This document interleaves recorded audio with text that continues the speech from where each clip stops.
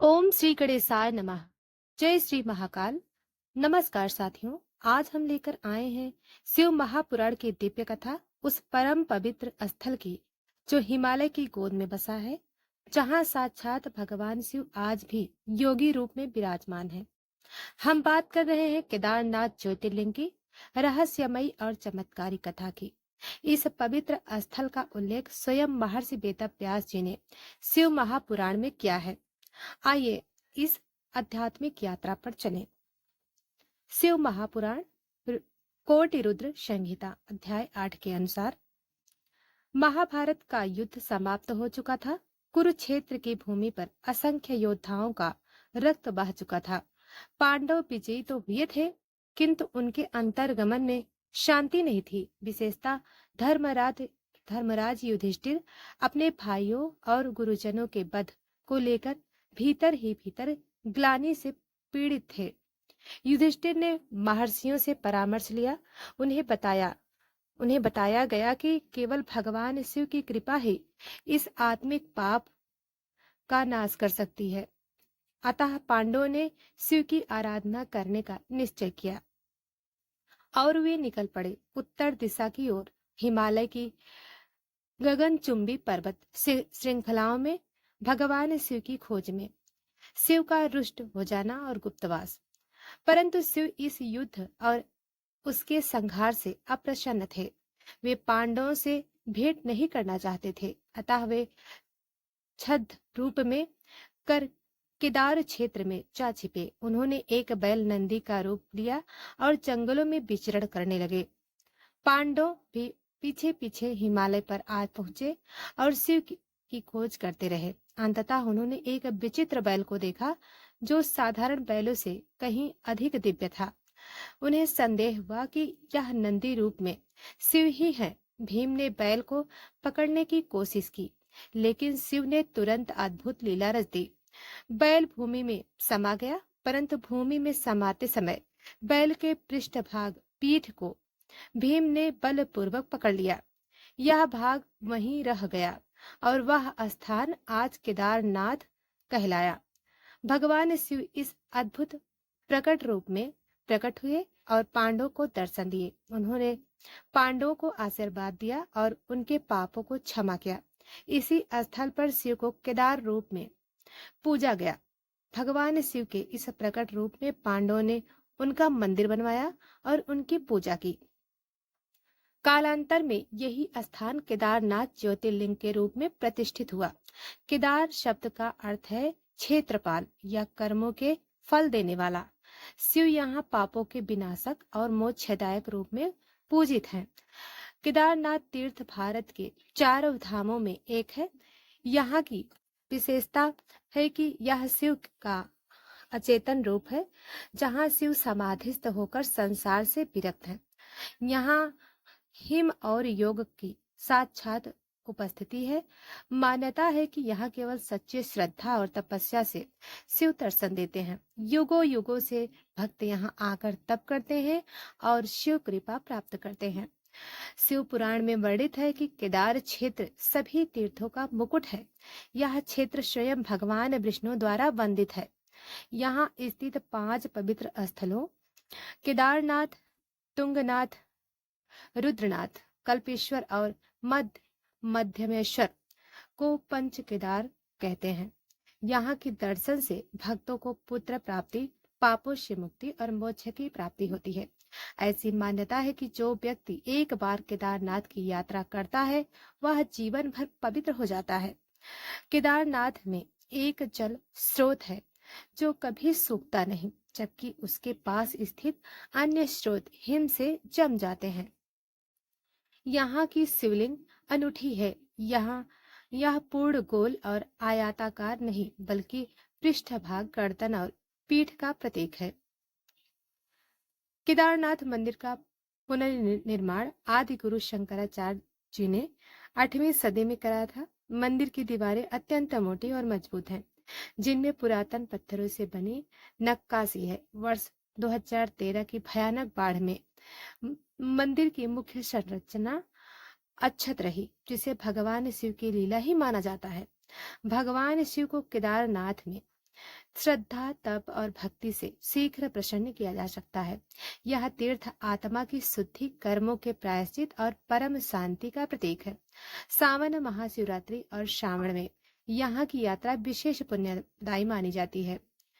तो प्रिय भक्तों, यह थी केदारनाथ ज्योतिर्लिंग की अलौकिक कथा, जो हमें पवित्रता, भक्ति और तप का मार्ग दिखाती है।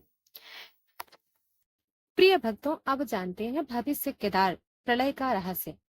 शिव पुराण और भविष्य पुराण में भी लिखा है कि जब कलयुग का अंत निकट आएगा तो वर्तमान केदारनाथ अदृश्य हो जाएगा और फिर भविष्य केदार नामक ज्योतिर्लिंग प्रकट होगा।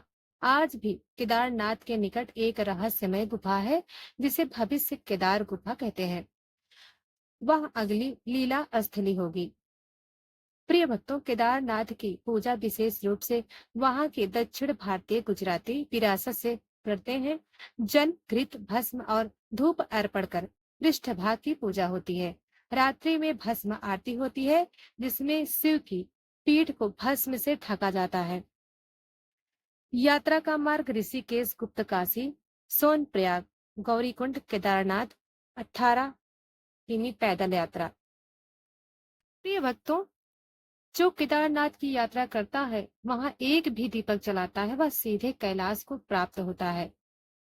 तो भक्तों, जहां भगवान शिव स्वयं पिंड रूप में विराजमान हो, वहां की यात्रा, वहां की कथा और वहां की भक्ति तीनों जीवन को नहीं, मृत्यु को भी पवित्र बना देती हैं। केदारनाथ की यह कथा शिव महापुराण की अमूल्य धरोहर है। जो कोई भक्त इसे श्रवण करता है, उसका मन और आत्मा दोनों शिवमय हो जाता है। प्रिय श्रोताओं, हिमालय की गोद में बसा केदारनाथ धाम केवल एक तीर्थ स्थल नहीं, अपितु यह भगवान शिव का सांसारिक रूप में अस्थायी निवास माना जाता है। इस भूमि की विशेषता यह है कि यहाँ केवल श्रद्धा से नहीं, पूर्व जन्म के पुण्य से ही कोई दर्शन कर पाता है। इसी भूमि से जुड़ा है एक कथा, जिसमें एक व्यक्ति ने 3 जन्मों की यात्रा के बाद भगवान शिव के प्रत्यक्ष दर्शन किए। सतयुग की बात है। दक्षिण भारत में एक वन में एक महान तपस्वी ऋषि श्रवण देश तप कर रहे थे। उनके तप से इंद्र भयभीत हुआ और उन्हें विचलित करने के लिए अप्सरा मीनाक्षी को भेजा। मीनाक्षी ने तपस्वी को मोहित कर लिया। तप भंग हुआ। शिव प्रकट हुए और बोले, हे श्रवण देव, तुमने तप को भंग किया, परंतु यह तुमने नहीं, तुम्हारे अज्ञान से हुआ। अगले जन्म में तुम्हें भोग और वैराग्य दोनों का अनुभव मिलेगा।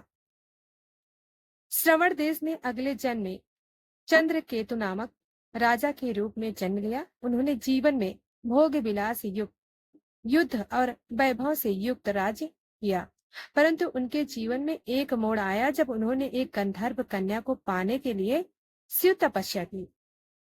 17 वर्षों तक केदार भूमि में कठोर तपस्या कर उन्होंने शिवलिंग को स्पर्श किया। उसी क्षण बर्फीली आंधी चली और एक रहस्यमयी द्वार खुल गया, जिसे केवल मुक्ति के पात्र ही देख सकते थे। शिव प्रकट हुए और बोले, तुम्हारी साधना पूर्ण है, लेकिन अंतिम ज्ञान और सेवा का भाव शेष है। अगले जन्म में तुम एक भक्त बनोगे, केवल भक्ति के सहारे मुझे पाओगे। तृतीय जन्म भोला नामक वाला। कलयुग में वह राजा चंद्रकेतन पुनः जन्मा, इस बार एक गरीब ग्वाले के रूप में, जिसका नाम था भोला। भोला अनपढ़, निर्धन और सीधा साधा था, लेकिन उसके पास था शुद्ध हृदय और अपार शिव भक्ति। वह हर दिन गांव से दूर हिमालय की ओर जाता और एक पत्थर को शिव मानकर पानी, बेलपत्र और दूध अर्पित करता। लोगों ने उसका मजाक उड़ाया, लेकिन वह अडिग रहा। एक दिन भयंकर हिमपात हुआ। भोला बर्फ में दब गया, लेकिन उसकी आंखें उस पत्थर पर ही थीं। अचानक वो पत्थर प्रकाशित हो उठा और उसमें से भगवान शिव प्रकट हुए और भगवान शिव ने बोले, भोला, तुम मेरे सच्चे भक्त हो। 3 जन्मों का तप और प्रेम आज पूर्ण हुआ। यह पत्थर ही मेरा केदारेश्वर रूप है। वहीं से भगवान शिव ने घोषणा की, यह स्थान ही केदारनाथ कहलाएगा।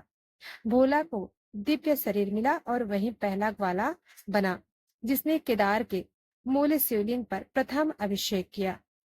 प्रिय भक्तों, आज भी कहा जाता है कि केदारनाथ की बर्फ के नीचे अनेक शिवलिंग दबे हैं, जो अलग अलग युगों के भक्तों की साधना के प्रतीक हैं। एक मान्यता यह है यह भी है कि यदि कोई व्यक्ति निष्कलंक हृदय से केदारनाथ भूमि में प्रवेश करे तो उसे किसी पत्थर से ओंकार की ध्वनि सुनाई देती है। केदारनाथ मंदिर में विराजमान शिवलिंग की पीठ ही पूजा पूजा जाती है। कहते हैं मुख रूप रुद्रप्रयाग में है और पीठ रूप यहाँ एक अद्भुत कथा। जब भगवान शिव गायब हो गए थे, तब नंदी उन्हें ढूंढते ढूंढते यहाँ आए और आज भी अदृश्य रूप में मंदिर के अंदर उनके पीछे बैठे हैं।